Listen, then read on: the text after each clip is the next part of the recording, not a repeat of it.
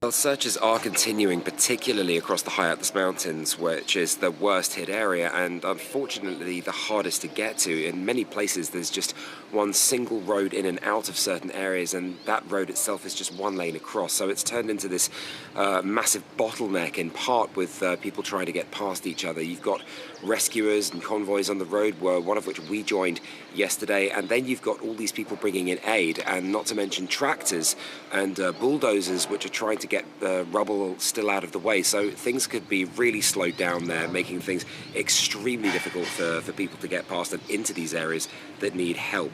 Now, once those reach the villages, we're starting to see that it's not really about rescue anymore. At this point, you're coming up.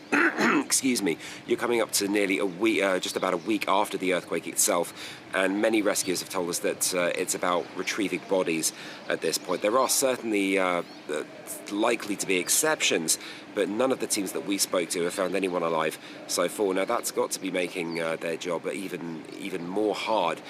They're here to help people. It's that even in Turkey, when some of those international rescuers were there, they were able to pull people out from under the ruins. But here, it's not looking likely to be the case. Now, on Thursday, we followed the Spanish and the UK teams into these devastated areas, and we really saw a confirmation of what they said. It's taking a long, difficult route. They're finding extremely difficult coordination with other teams, that sometimes they spend hours trying to get to places only to find that other teams have previously been through and that they haven't been told. They'll end up wasting hours this way when they could be helping. Even some people telling us that they were thinking that it may in fact be time to go home. Now, the only difference there is when it comes to places that have really been hit badly, like the village of Mintala.